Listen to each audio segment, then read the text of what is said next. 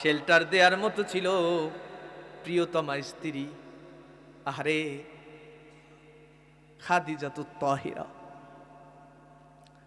আপনার আমার স্ত্রী কেমন আর আল্লাহর নবীর স্ত্রী কেমন? আল্লাহর নবী বিশ্ব নবী প্রথম ওহী পেয়েছেন, কোরআন পেয়েছেন, জিবরাইল আমিনকে স্বচক্ষে দেখেছেন, ভয় পেয়েছেন, জ্বর এসেছে, ঘরে গিয়েছেন, বলেছেন ও আমার স্ত্রী জাম্মিলুনি, আমাকে ঢেকে দাও। সুবহানাল্লাহ বলেন।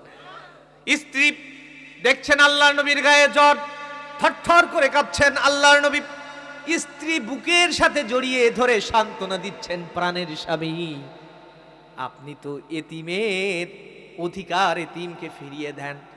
এই সমাজে যদি কোনো বিধবা নারী বলে আমার কিচ্ছু নাই, আমার স্বামী এত টাকা ঋণী হয়ে আছে, ওই স্বামীর ঋণ পরিশোধ করে ওই স্ত্রীর খাবার ব্যবস্থা করে দেন। সুবহানাল্লাহ। কোন এতিম যদি দাঁড়িয়ে বলেন আমার মক্কা নগরীতে আপন বলতে কেউ নাই, আল্লাহর নবী আপনি বলেন পৃথিবীতে তোমার কেউ নাই, তা কি হয়েছে? আমি মুহাম্মদ তো আছি, তোমার আর কিছুর অভাব হবে। ইয়া রাসূলুল্লাহ, আপনি এত বড় মানবীয় মানুষ, ইয়া রাসূলুল্লাহ আপনার হৃদয়টা এত বড়, সুতরাং আল্লাহ আপনাকে বেইজ্জতি করতে পারেন না।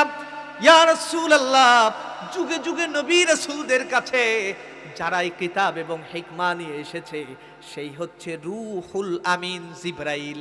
আমি আপনার স্ত্রী হিসেবে ঘোষণা দিচ্ছি, আপনার কাছে যিনি এসেছেন তিনি আল্লাহর পাঠানো পয়গম্বরের জন্য ফেরেশতা আল্লাহ পাঠিয়েছেন, তিনি হচ্ছেন জিবরাইল। যুগে যুগে নবী রাসূলদের কাছে উনি ওহী নিয়ে এসেছেন। সুবহানাল্লাহ। আমি স্ত্রী হিসেবে বলছি, এও স্বামী আর কোনো কথা শোনা লাগবে না। একটা মানুষের নবী হিসেবে যতটুকু কোয়ালিটি সম্পন্ন হওয়া দরকার, আমি ঘোষণা দিচ্ছি আমার স্বামী একজন নবীর উপযুক্ত। আমি ঘোষণা দিচ্ছি আশহাদু আল্লা ইলাহা ইল্লাল্লাহু ওয়া আশহাদু আন্না মুহাম্মাদান আবদুহু ওয়া রাসূলুহু। জোরে বলেন সুবহানাল্লাহ। এই স্ত্রী কাফেররা নির্যাতন করেছে, আল্লাহর নবী ব্যথিত নবী, রক্ত পিচ্ছিল ময়দান, কেউ পাশে নেই। আল্লাহর নবী ঘরে এসেছেন রক্ত মাখা শরীর নিয়ে। আল্লাহর নবী বিশ্ব নবী রাসূল করিম সাল্লাল্লাহু আলাইহি সাল্লামের ক্ষত স্থানগুলো আঁচল দিয়ে এইভাবে মুছে দিতেন, আর দুই চোখের পানি ফেলতেন আর বলতেন ইয়া রাসূলুল্লাহ, ইয়া হাবিবাল্লাহ, আপনার শরীরে এত বড় বড় দাগ, আমি এগুলো দেখতে পাচ্ছি না, আমার হৃদয়টা ভেঙে খান খান হয়ে যায়। আল্লাহর নবী বলতেন খাদিজা রে, তুমি কেন আমাকে এত ভালোবাসো?